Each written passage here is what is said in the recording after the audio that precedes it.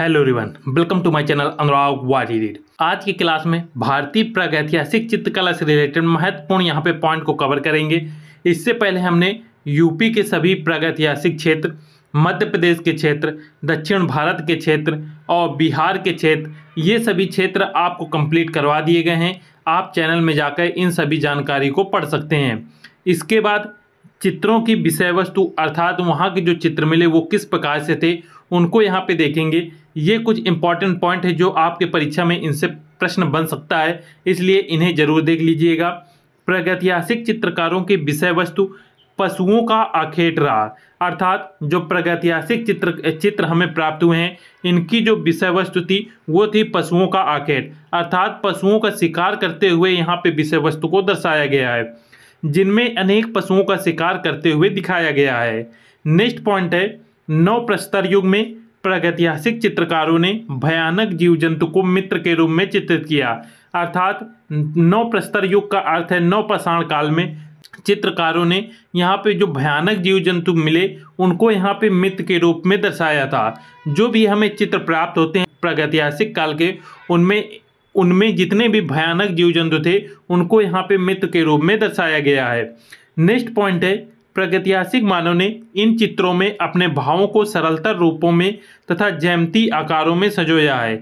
जो भी यहाँ के चित्र मिले हैं यहाँ के मानव ने इन चित्रों में अपने भावों को बहुत ही सरल रूप से व्यक्त किया है तथा यहाँ पे ज्यामितीय आकार अर्थात इस प्रकार के आकारों का यहाँ पे प्रयोग किया गया है जो बाल सुलभ प्रकृति के सुंदर उदाहरण कहे जा सकते हैं। तो यहाँ पे जो भी यहाँ पे चित्र मानवों द्वारा बनाए गए हैं उनमें मनुष्यों ने बहुत ही सरलतम रूप से अपने भावों को व्यक्त किया है और ज्यामितीय आकारों का प्रयोग किया गया है। नेक्स्ट पॉइंट है, प्रागैतिहासिक चित्रों में उस युग के मनुष्य का संपूर्ण इतिहास मिलता है, अर्थात जो भी प्रागैतिहासिक काल के चित्र थे इन चित्रों के माध्यम से हमें इस युग के मनुष्य के बारे में संपूर्ण जानकारी मिलती है। नेक्स्ट पॉइंट है, प्रागैतिहासिक काल में पशुओं में सर्वाधिक अंकन हिरण, उसके बाद बारहसिंगा का किया गया है। प्रागैतिहासिक काल में जो चित्र मिले हैं इनमें सबसे ज़्यादा जो पशुओं का प्रयोग किया गया है, सबसे पहले नंबर पे यहाँ पे सबसे ज़्यादा हिरण के हमें चित्र मिले हैं, उसके बाद बारहसिंगा के चित्र मिले हैं। तो इम्पॉर्टेंट पॉइंट है, प्रागैतिहासिक काल में पशुओं में सर्वाधिक किसका प्रयोग किया गया है, तो पशुओं में सर्वाधिक हिरण के चित्र प्राप्त हुए हैं और हिरण के बाद बारहसिंगा के चित्र प्राप्त हुए हैं। नेक्स्ट है कि पक्षियों में सर्वाधिक किस पक्षी का चित्र प्राप्त हुआ है, तो पक्षियों में सर्वाधिक जो चित्र मिले हैं वो मयूर अर्थात मोर के यहाँ पे चित्र प्राप्त हुए हैं। तो मोर का सबसे ज़्यादा चित्रों में यहाँ पे प्रयोग किया गया है और पशुओं में सबसे ज़्यादा हिरण का प्रयोग किया गया है। नेक्स्ट है, प्रागैतिहासिक चित्रों में प्रायः पीपल वृक्ष का चित्रण किया गया है। पेट्रोग्लिफ संदेश का प्राचीनतम माध्यम गुफाओं में उकेरे गए चित्र थे। गुफाओं में जो उकेरे गए चित्र थे वो पेट्रोग्लिफ संदेश के यहाँ पे एक प्राचीनतम माध्यम था जो कि हमें गुफाओं में उकेरे गए चित्रों से प्राप्त होता है। इन पॉइंटों को याद रखिएगा। नेक्स्ट पॉइंट है, प्रागैतिहासिक मानव के चित्रों में आदि मानवों का दैनिक जीवन परिलक्षित होता है, अर्थात प्रागैतिहासिक मानव के जो चित्र हमें मिले हैं इनमें आदि मानव का दैनिक जीवन किस प्रकार से ये रहा करते थे, उनके दैनिक जीवन की अर्थात प्रतिदिन की जो घटनाएं हुई हैं उनको यहाँ पे दर्शाया गया है। नेक्स्ट पॉइंट है, आदि मानव की दिनचर्या पशुओं को मारकर खाना तथा उसके बाद उल्लास में नृत्य तथा गायन करना था। आदि मानव की जो दैनिक जीवन की दिनचर्या थी जो कि हमें चित्रों से ज्ञात होती है वो थी कि ये पशुओं को मारकर खाते थे तथा उसके बाद पशुओं को मार के खाने के बाद उल्लास अर्थात इंजॉय करते थे, नृत्य और गायन करते थे, साथ में डांस और यहाँ पे गीत गाते थे। तो ये चीज़ें थी जो कि आदि मानव दैनिक जीवन में अपनी दिनचर्या में प्रयोग करता था कि पशुओं को ये मारकर खाता था और उसके बाद खुशी से नृत्य और गायन करते थे। नेक्स्ट पॉइंट है, प्रागैतिहासिक मानव के चित्र रचना के पीछे भय, जादू टोना, चिर स्मृति, विजय इत्यादि की भावना निहित थी। जो भी हमें चित्र प्राप्त होते हैं इनके पीछे हमें भय अर्थात डर, साथ में जादू टोना और विजय इनकी भावना इसमें चित्रों के माध्यम से हमें ज्ञात होती है। नेक्स्ट पॉइंट है, गुहावासी मानव ने अपनी सफलता के लिए अदृश्य शक्तियों की पूजा स्वास्तिक, षटकोण, अंकों तथा रेखाओं आदि अनेक प्रतीक चिन्हों के माध्यम से आरंभ की थी। गुहावासी मानव अर्थात प्रागैतिहासिक काल के मानव जो कि गुफाओं में रहते थे वो अपनी सफलता के लिए अदृश्य शक्तियों का प्रयोग करते थे, जिसके लिए पूजा करने के लिए इन्होंने स्वास्तिक, खटकोण, अंक और रेखाओं का प्रयोग किया गया है। नेक्स्ट है छापा चित्रों का आरंभ प्रागैतिहासिक काल से माने जाते हैं। जो भी छापे चित्र थे इनका आरंभ प्रागैतिहासिक काल से हुआ था, इंपॉर्टेंट है।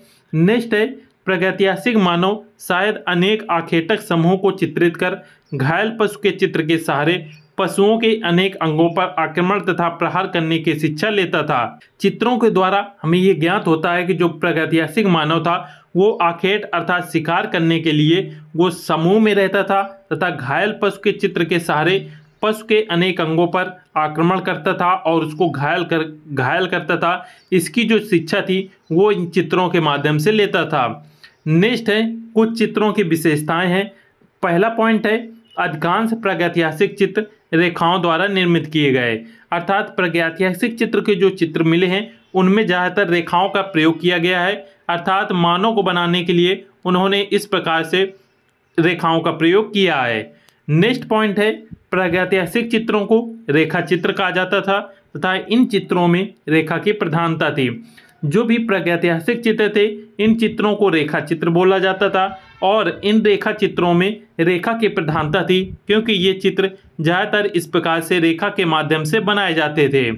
नेक्स्ट पॉइंट है अधिकांश प्रागैतिहासिक चित्रों का रंग गेरुआ और गेरुआ का अर्थ होता है कि लाल था। याद रखिएगा जो भी प्रागैतिहासिक चित्र मिले हैं सबसे ज़्यादा प्रागैतिहासिक चित्र गेरुआ कलर के मिले हैं, अर्थात रेड कलर के मिले हुए हैं। नेक्स्ट पॉइंट है गुहा मानव शिला चित्रों के लिए खनिज रंग अथवा भूमिज रंग का प्रयोग करता था।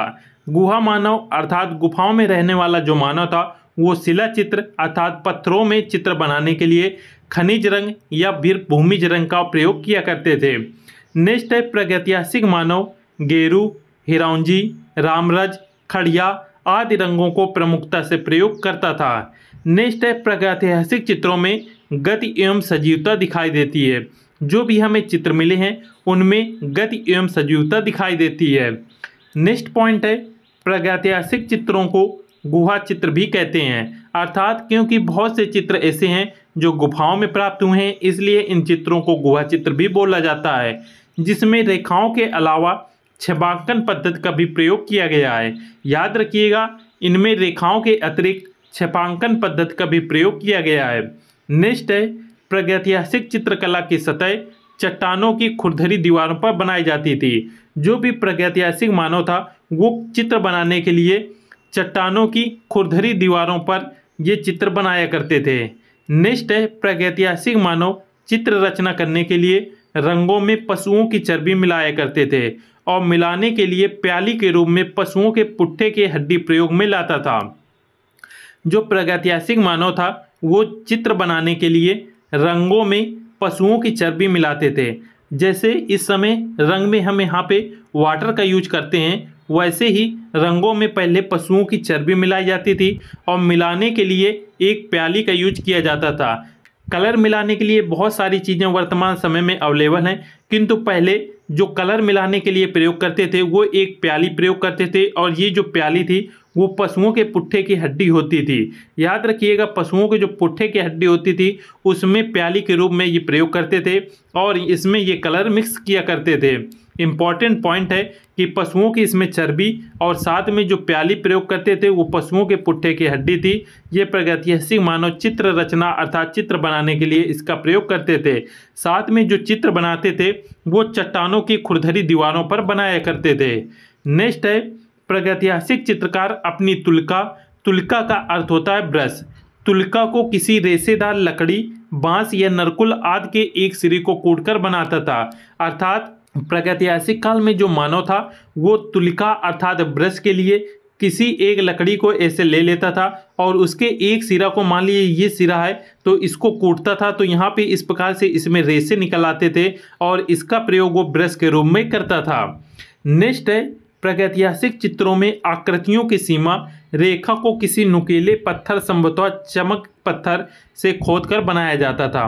प्रागैतिहासिक चित्र में जो आकृतियों की सीमा थी अर्थात जो बाउंड्री इस प्रकार से बनती थी उसको किसी नुकीले पत्थर से या चकमक पत्थर से खोदकर इसको बनाया जाता था। जैसे वर्तमान समय में स्केल की सहायता से आप इसको इस प्रकार से बाउंड्री बनाते हैं और इसमें फिर आप इस प्रकार से चित्र बनाते हैं। तो बाउंड्री बनाने के लिए उसमें ये किसी नुकीले पत्थर या चकमक पत्थर का प्रयोग करते थे। नेक्स्ट है, प्रागैतिहासिक काल में रासायनिक रंगों का प्रयोग कोयला या काजल के रूप में होता था। प्रागैतिहासिक काल का मानव जो रासायनिक रंग प्रयोग करते थे तो रासायनिक रंग में ये कोयला या फिर काजल के रूप में प्रयोग किया करते थे। इसी के साथ आपका ये चैप्टर समाप्त होता है। इस चैप्टर को उम्मीद है आप सब ने बहुत अच्छे से पढ़ लिया होगा। अब इस चैप्टर के जितने भी एमसीक्यू साथ में प्रीवियस ईयर क्वेश्चन हैं उन सभी प्रश्नों को हम नेक्स्ट क्लास में देखेंगे। सभी लोग वीडियो को लाइक अवश्य कर दीजिएगा और दोस्तों के साथ शेयर अवश्य कीजिएगा। मिलते हैं नेक्स्ट वीडियो में। जय हिंद।